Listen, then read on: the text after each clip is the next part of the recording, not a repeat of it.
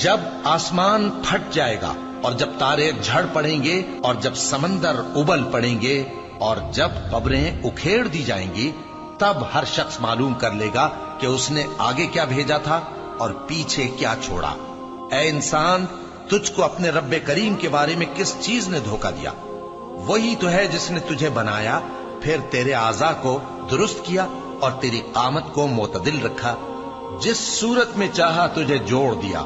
مگر افسوس تم لوگ جزا کو جھٹلاتے ہو، حالانکہ تم پر نگہبان مقرر ہیں، یعنی معزز کاتبین۔